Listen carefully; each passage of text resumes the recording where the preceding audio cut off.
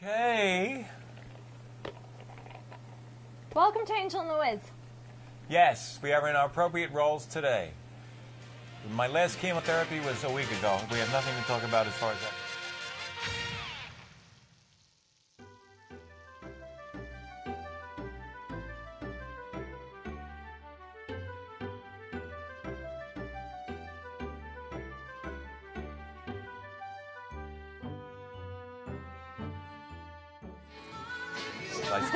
Because I won't look any different until the next show. Mm-hmm. This is show 46. 46 shows. 46. 46 shows. You believe that? That is so really... when we get to 52, we need to have a celebration. Yes. By all means. By all means. Okay, so we talked about reading levels and stuff like that? Yeah. Wow. So where else should we go? We haven't done parenting. What? My baby is sick. Which one? Adam. Your baby's sick? My What's the matter with him? Sick. Oh, I don't know. He had flu-like symptoms the other day. Oh. So I went and, you guys, you are babies when you are sick. That is our job. Oh, my God. Well, what do you expect? We're not used to being sick. We're used to being the hunter-gatherers, your champions. You're hunter-gatherers until you get a sliver in your finger, and then the world ends. Oh, my God. That gives you something to do. It gives you an importance in life. As if I don't have enough to do. No. I went and I actually had to take him to the store with me to get things, because he goes, I don't feel good. And I looked at him and I said, you don't look good either. Right. And he goes, well, I'll just take some Benadryl. And I'm like, what's Benadryl going to do for what you got? Right. And I said, what's wrong with you? He's like, oh, my throat hurts. And I'm like, your throat? Benadryl's not going to do anything for your throat. So we went and... Go on. I want to just write something down. So we went to the grocery store and I picked up some stuff to make him feel better, and like foods and stuff. Food. We got chicken soup, canned chicken soup. Hey, you can't be. That's real. That is a remedy. So I heard somebody say one time that they weren't sure if it was the chicken soup or the warm water. Just because sometimes they say take tea. Right. So yeah, but I mean, I believe in chicken soup. I'm a chicken soup guy. I do too. And then I got him. It's the generic version of Theraflu or Alka-Seltzer or something like that. Okay. The big thing was that I looked in the back to see I needed to see what drugs were in there and what, because sometimes you go and you get stuff, you're like, oh, Theraflu, but it's not going to treat anything what you have. What you have. So I went and I looked and it had 650 milligrams of Tylenol in it. Right. And I was like, this will work. No, but see, now that's something that women do. Yeah. Women look at the box. I do. They see contents. They look at, Tina was the one that told me about the fact that almost all diet stuff has extra salt. So in other words, you don't get the sugar, but it's loaded with sodium. And the salt's retains just as water. bad. Yeah. You know what I mean? And then, I had to tell him. I gave him the thing, and I said, "Here, drink this," and I made him the soup. And then I looked at him and I said, "Do not take any other medication." Because I didn't know what he had in his cabinet. And I wasn't going to, we don't live together, so I'm not going to start sifting through a guy's medicine cabinet unless I need something. But so I told him, I said, don't take anything else. If you're going to take something, if you need something, you need to take this again. Right. Because if he can't take any more, the 650 milligrams. It's a lot, right? Normally it's 400. It's a lot. Normally you can, it's normally 400. And that was like the maximum amount, because if you get any higher than that, you have to go to prescription and under doctor care type thing. Right. And so I had to tell him, don't take anything else, because if it had... On chemo, they say Tylenol. Yeah, but rather than some of these other ones. Yeah, but if you took anything else that had Tylenol, because Benadryl sometimes has acetaminophen in it. Right. So if he takes Benadryl... What's acetaminophen? Is that Tylenol? That's the active drug. That's the drug that's active in Tylenol. So if you take anything else with acetaminophen in it, you could kill yourself. Really? Yeah. I mean, that's a hyperbole. I mean, that's a little bit... well, he took something. Overstatement. He took something with 650 milligrams in it. Okay. Benadryl or some other type of drug like that could have 400 milligrams. And all of a sudden you're at 1,000. So now he's taken 1,000 in 2 hours. They told me this fatigue could happen. So anyway, yes, so I'm like, you just can't. You got to be careful. Be careful, yeah. Be careful with your medicine. Guys would do that. I'd be like, oh, I've got, my headache and my fever is gone, but now I have a runny nose, so I'm going to take this. I'm like, no, you can't do that. Right. So, and then he goes, how come you don't ever need me to take care of you when you're sick? And I'm like, I'm a woman. because I can do it. Like, Yeah, I know I'm an it's adult. I can handle being sick. It's Right. when you get the text message that says, help, I'm sick, you need to drop everything and come running. because if I say Because that, if I really need yeah. it. And the funny part was when we were home for Christmas, Right. my mom has done this now twice to him. But it's her way of making sure that there's somebody here to take care of me. Right. And she laid down. She's like, if Natalie does this or says this, she knows. You know, my mom said to him that I know when I am at that point. Right. And when I get to that point, there's a small window Right. to get me, for someone to take me. Right. And if that small window, and it's like a 20-minute window, Right. if I'm not in a car and on the road within 20 minutes, Right. you have to call 911. Right. And my mom went down the list. It's like she'll have, when she tells you she needs to go, she needs to go. It's Right. not, okay, well, in an hour. No. She goes now, and you take her to the ER. And he's like, oh, okay. So that's what I told him. I said, if you ever get that text message, it says, You better get your ass I need over help. here. You got 20 minutes to get Right. to get over here. I said, also got to call 911. And I've done that before. Time calling 911. Oh, yeah. Well, if you have to, you have to. I have to. Now, was it like a specific? There was like a real reason that you. I mean, you had to, Yeah. I have a very sensitive gag reflex, so when I get the flu, right. I start vomiting, but wow. I don't stop. That's another the thing problem. too. Yeah. On the chemo, they worry about you having multiple vomiting. Yeah, I don't stop. Oh, that's not good. And I think my record, I've done 48 hours no food, 36 hours of vomiting. No. Yeah, That's like not good. That can't be good I for empty you. out my stomach, and Plus. then it's when dry? I say I empty out my stomach, I Right. have emptied out any food, any acid, and then it's just dry heaving. Yeah, So, that's not good. but then what happens is my potassium levels drop. That's the big issue Right. that my mom really gets concerned about is my Okay. potassium levels drop after Okay. a certain time, and I start to have seizures. I bet you mini that- seizures. I don't know what she called them. I don't ever remember experiencing them. Right. But she told Adam. She was one day. I was really sick, and I was laying somewhere on the bathroom floor. My mom went to check on me, and I was twitching. Wow. She goes, "You were having a seizure," and I was like, "I was." She's like, "Yeah." I said, "I don't remember. I remember I woke up in the hospital." Wow. So. Same thing happens. No, I was going to say the same. Here, here's a little Okay. wrinkle on the same kind of thing.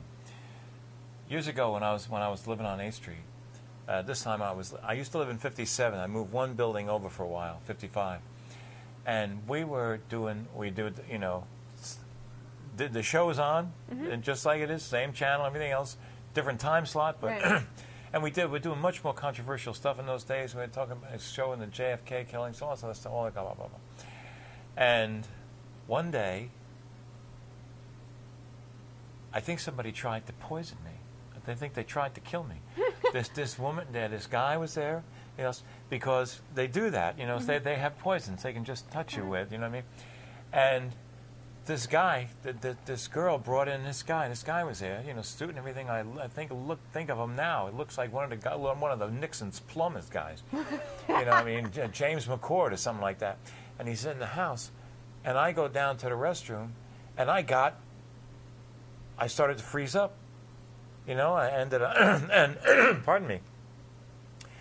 It was just like I was getting paralyzed. I was going to get paralyzed and die, and I fought it off. And I swear to you, when I walked back out to them, I think they were surprised. I mean, they looked. I really remember. You know what I mean? So that's why I've always had this thing. The good Lord's always been. He's always been there for me. Always. And I must tell you, even on camera, his fingerprints are really starting to show up. Now the Lord has watched over me my whole God's life. fingerprints. I'm like, whose God, fingerprints? God's. Okay. God, and He has watched over me my whole entire life. My Okay. feet have never touched ground. He's been there. He's saved my life. I could list times to you when He's interceded and saved my life and stuff like that. Excuse me. Now He's He has a sense of humor. The Lord. He does. Okay. And now His fingerprints are starting to show up in these little ways. Like when I need to park in the front row and I show up early and there's a spot there. I mean, those little kind of things. Right. Now, and if you've ever parked where we parked, you know. I don't even try the front row. Okay. I go way in the back. Okay, Just go right. right Usually, to the back. yeah, or the grass some days. Yeah. Okay, so I mean, it's those kind of things. That's the quickest example that comes to mind, but it's little things like that now. Or you know, like it saved my life here. I thought I had gas. If the guys hadn't told me what they told me, I never would have gone to the doctor. Right. I never would. I mean, those kind of things. And I went to the doctor. Everything is, it all happens at the right time. I had cancer, but I had the right kind of cancer. And I should have known, stuff like that. And, you know, and I saw it so, and I don't know what the point I'm trying to make. The point I'm trying to make is that God has been with me my whole life. And I just was starting to think, what a great, you know, I always thought when I was 18, I was going to be a star. Everything else, 22, 23. 2,100 okay. high school students at the school I teach at. Right, okay. But if that had happened then, I would be dead, okay? And then as I got older, so I'm just starting to wonder, is there a chance that in the fall, it's going to be like that? You know, that I'm going to make the connection with the right person who's going to appreciate my music and know how to take it to the next step. And bingo, bingo. I'll tell you what God's also funny about. What? The moment you start looking for things Right. is the moment they don't happen. Well, no. I'm just saying. I have no illusions that they're going to happen. But I put in place a plan that I'm going to start that I'm going to start doing the things that I at least have to do. Right. It's like if you don't You're try, gonna you know start, it's going to happen. Nothing. Okay? So I'm going to start trying. And wouldn't it be funny if I finally had this breakthrough at this, because you got to remember, I'm a guy that they told me all those years ago, because I was playing it for adults. You have the first song that breaks, you're done, because you got all of this great music, and once they accept the first one, they're going to accept all of them. Right. Okay, and I'm singing songs at 18 years old about the future belongs to the children, not realizing that in many people's eyes, I'm still a child. Right. You know what now- I mean? now And what you is can he have a talking greater about? impact. Right. And I'm singing, and when I would be singing truth and things. And now, and when sometimes when you're a songwriter, you don't take credit for the music. You believe that the Lord works through you. Okay? So I'm writing all of these songs about these experiences and all this stuff. And I might have experienced them in microcosm, but let me tell you, at this point in my life, you can see them a lot better. You can really see, you know. And so, and also then I was always thinking about performing them myself, and now I'm thinking about just offering them. See, I always had this in the back of my head. I've got all these great songs, and I have songs for all different cultures, African American, everything, all kinds of stuff. And wouldn't it be best to get these words that the Lord has given me out through an assortment of people, not just me? You know what I mean? If I have, you know, like the Byrds broke Bob Dylan with Mr. Tambourine Man, and then different people sang his songs, and then he made an album. Okay? So, and maybe I could do something like that. But, so I'm just, right now, in the fall, I'm going to try to pursue my music. Publishing. Got it. Publishing is where the real Money comes money is, and they have direct deposit. So, you know, That's even better. that's even better. You know, I used to think I'd have to walk to the mailbox. You know what I mean? So nothing would make me. And the other thing that's funny, and listen, keep in mind that none of this may happen, and I'm okay with that. But I'm going to try. Right. Okay? And what does it do? Here, when I'm fighting this cancer and all this other stuff, it gives me something positive. It gives me something to look forward to. It gives me a goal and a dream. You know, you can dream again, stuff like that. So it's going to be healthy, even if nothing happens. It'll get me through this period of time. Okay? Sure. I'm working on the Broadway play, 8th Street, which is an absolute New York City play that celebrates life in New York City. I'm telling you, if it ever gets out there, it'll run for years, because it's got it's a celebration of New York. The song 8th Street is a celebration of New York. It was on last week. I wouldn't be surprised if you won a Grammy and whatever they have for Well, the that's Broadway shows. That's very sweet of you to say, and it's a great play, and it's got a great storyline, and it's got all those little button pushers too. You know, I mean, it's only fair to put those in. I mean, I got, but anyway, so I'm gonna try. I'm gonna try get the songs out there. Through what I'm going to try and do is get a publishing deal, so the publisher can place the songs with different. That's what Hank Williams was. I mean, he went out and he performed, but really he was a songwriter. Tony Bennett sang. Gee, I wish I could remember the song. What's our time today? Our time today is 24 even. Okay. Because this is great. This week's song is "The Gray Wizard Am I," with the introduction that talks about the Gray Wizard. It doesn't really. The reason the wizard was born really, it was twofold. One was because I didn't want to be a singer-songwriter who is now a producer, a TV producer, and this and that, because you get really pigeonholed in show business. Yes. So I decided if I was the wizard, I could do anything I wanted. Okay, but the underlying reason that satisfied my soul was because in these days, in the 60s, if you had long hair, you were a communist, hippie, faggot, pinko. And everybody, because there was real divide. There was the straight world and there was the hippie world. Musicians, Beatles, and all that stuff. Right. Okay. When the Beatles came, they forced a divide, and you had to decide which side you were on. And for good or ill. And I didn't like just being tagged because I had long hair. So the wizard was perfect. I could put my pointed hat on and my cloak, and you have to decide what I am. You just can't.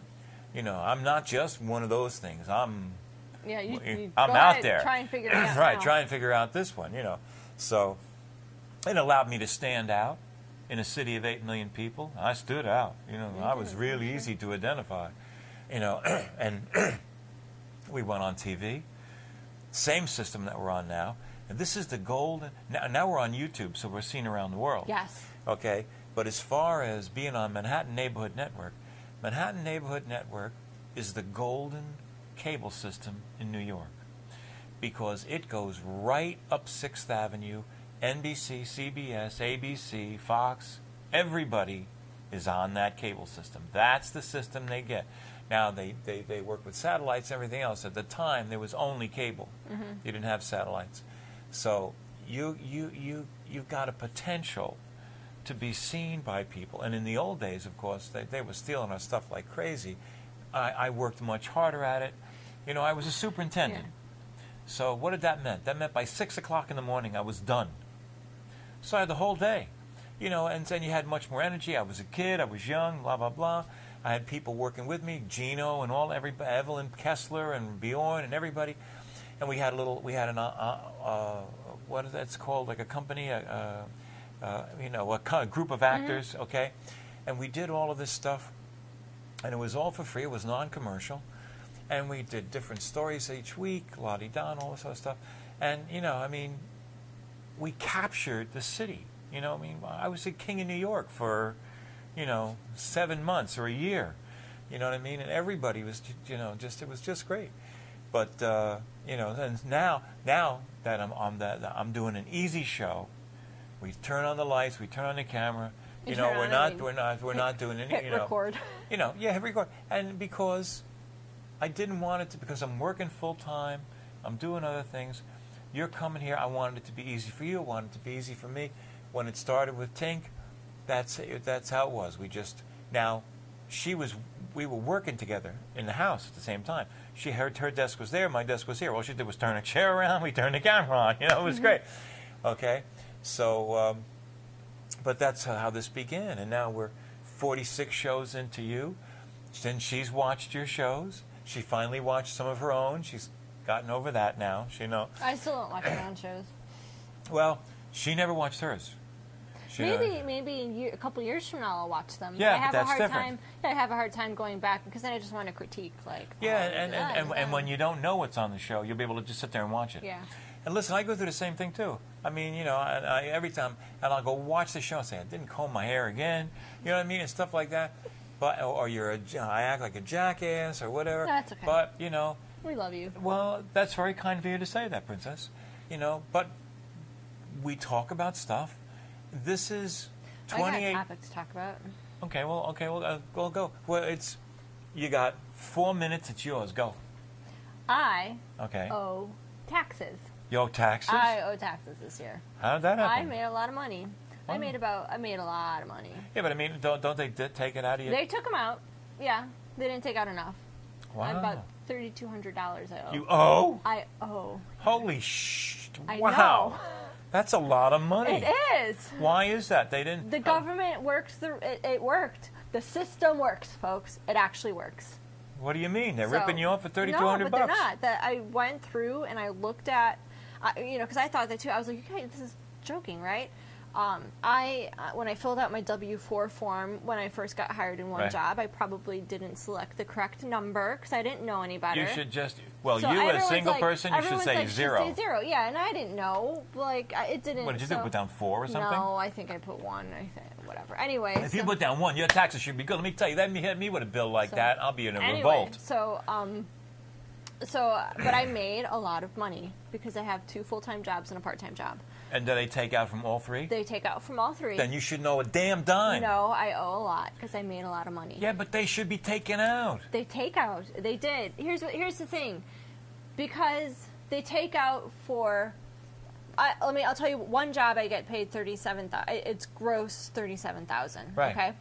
So they take out what's proportional to that $37,000. Okay. Right. The other job is about $42,000. They take out what's proportional Shit. to that $42,000. Right. When you add the two together, It's a different number. it's a different number, and what has been taken out already Right. is not proportional to the collective based on the tax laws and the Wow. tax brackets. When you go and look at the tax bracket Right. at what my gross was, Right. I should have paid $16,000 in taxes. Right. I didn't pay $16,000 in taxes. I paid less than that. I okay. paid $6,000, Right. and then I took the $5,000 standard deductible. Right. So that was it. So I owe $3,200. Man, I better never get hit with a bill like that. Yeah, I tried. Everyone's like, oh, you have I was going to school because I got my master's in March and last year, and they're like, oh, well, you can do your tuition. Well, I pulled up my tuition because I did online school, and you pay by the course in an online school. I only took one course Right. last year Right. at the beginning of the year, which was $372. Right. That's not enough to make an impact Right. on anything. And then they said, oh, well, you started paying your student loans back. I said, I did. I started paying those back in November. So Right. November and December, I paid about $150 in student loan interest. It's like... Yeah, but I mean, it's just that doesn't seem right. Well, so I told my dad this, and here's my dad's solution. He says, we need to get one of those shady tax guys that you're not quite sure if what they're doing is legal, but Right. since they've never been caught by anybody yet, you're just going to trust them. Oh, And that's I'm like, really great. And I'm like, okay. Do you He have a goes, home? Do you have yeah, office? This office is what in he your home? does. My dad goes, I can give you the name of the guy I go to, and I'm like, no, I'm going to go to H&R Block. And he's like, well, they're going to screw you over. I'm like, I don't think so, Dad. Well, I'll give you my girl if you want. I don't want... But I'm just saying. So- I mean, do you have a home in your office? You have an office, and you have a home in the office, I have an office in the home. right? Yes. Do you take that deduction? It's not my home. I don't own that home.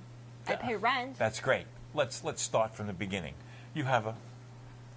We have to go. Okay, we We'll have to go. Listen, that's all deductible.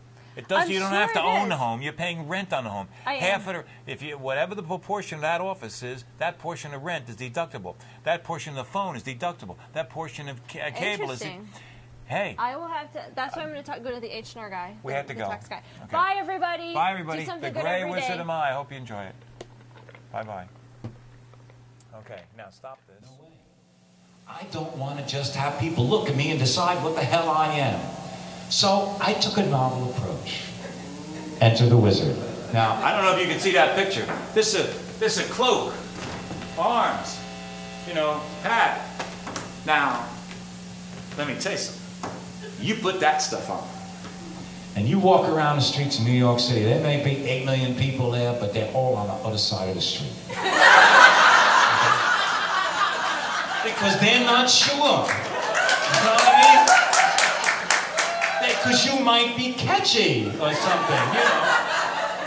And here I am, the Grey Wizard of Maya. I'm cruising down the street. Now, Legolas used to, God, where's Legolas? He's in Key Largo. Next time any of you go down to Key Largo, if you go find Legolas, you could please tell him, give me a call. He's up there in the picture. That's Legolas walking away from the camera. Legolas is Gary in Elden, all right? Down from the Shire and Harlington Hills, over the Brandywine Bridge, further past Bree, down the Great East Road, and over the very last bridge, stopping at Rivendell, and then heading out Misty Mountain Drive. The Grey Wizard am I. Let me reflect on the many fine times we walked around, Strider and I, talking of the things that would happen to us. But oh, how the time seemed to fly. Fanghorn Woods, Legolas, Arwen and I, how the memories grow. But the Grey Wizard am I. Galadriel dear, are you listening?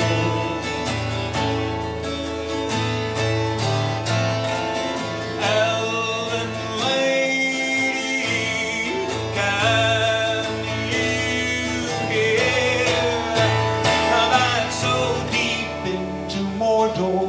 Sometimes I have gone, seeing what evil can do, fighting the demons by playing their games and losing some years of growth too.